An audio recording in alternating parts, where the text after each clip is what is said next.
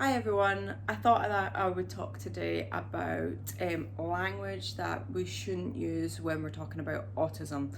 I'm trying to think how to describe it. Demeaning, maybe? Demeaning language? I don't know how to explain it.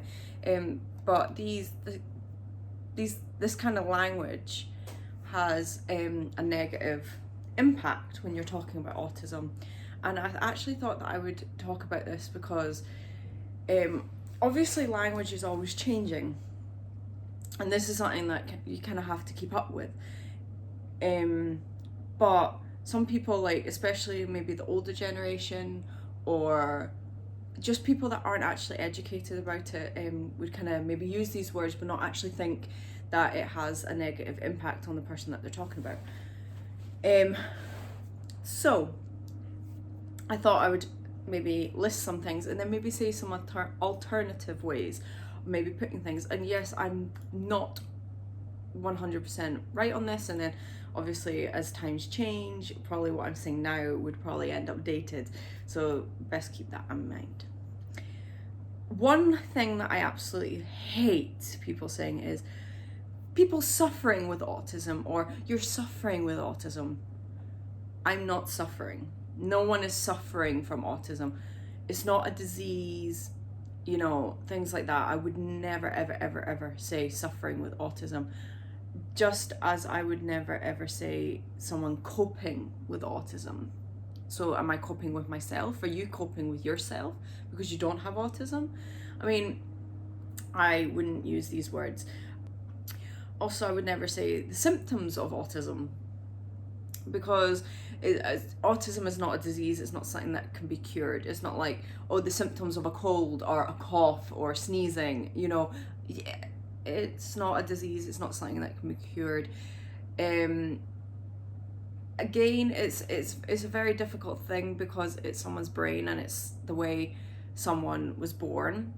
It's the same with, they always say to say like the characteristics of autism, but again, it's a difficult thing because it's trying to think of a way to say that it's less demeaning or negative. I think characteristics is more negative, but I still think there's a way that we can progress so to not use that language, and maybe use it in a more positive way. But I've yet to find something or someone saying something that is like that, because people still use the word symptoms, and it's just, I don't think it's a very positive thing. Another thing that I also hate is manage a person's autism. I am not a company. We are not a company. People with autism are not a company, and I'm just hitting my notes.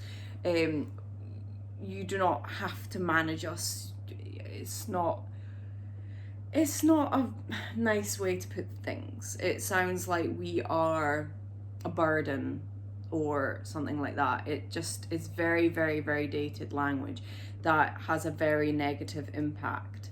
I think I would probably use I'm trying to actually think. I think I would probably use language on, instead of manage, I would probably say support or offer support, because the person doesn't have to accept your support. That is a choice if they want to accept the support or not. Managing sounds like I am managing a company and this is the way you're going to do things. It's probably obviously not meant in that way when someone's saying managing someone with autism, but yeah, it comes with very negative impacts. Another thing that I hate is disorder, saying autism spectrum disorder. And yes, that is the full title of it. And I absolutely hate the word disorder, because disorder is a state of confusion. And I don't think with my autism I am confused, because everyone learns about themselves as they grow up, as they get older. You learn about yourself, and that's the same for someone with autism. You're learning about yourself and you're developing with yourself. So I would never like the word disorder used, although that is the clinical term, and I hope that they actually change that. Tantrum, I mean, a lot of people use this when they're talking about children, and especially autistic children, it's not a tantrum, it's a meltdown. And these are two completely separate things. And saying the word tantrum makes it sound like they're doing it on purpose. And they're absolutely not. Meltdowns are two completely separate things. A meltdown is a sensory overload, and it's trying to communicate that sensory overload, and it may come out in a meltdown. And meltdowns are different depending on the person.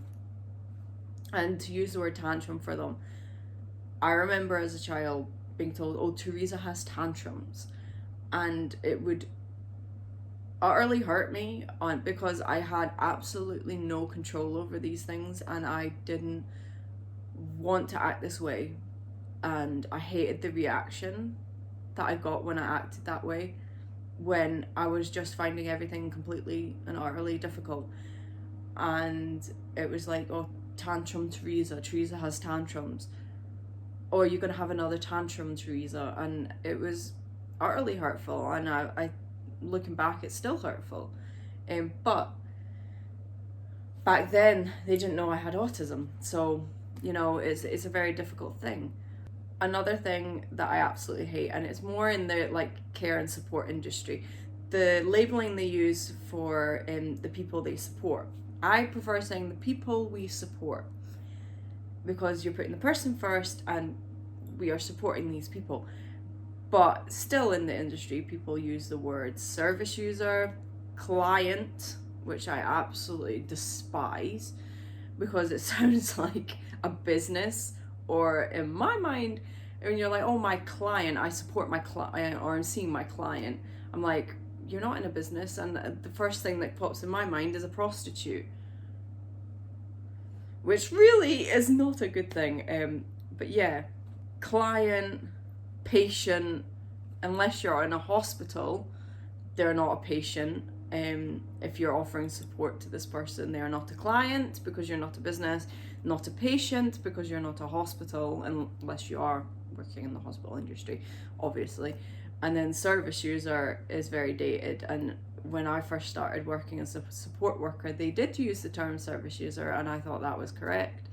And yes, I do still slip into it at times, because that's what I was taught, and I'm trying to change that.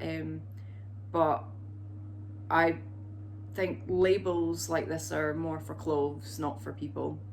And we're offering support to people as a support worker, and I think that people we support should be the main term used until that evolves again.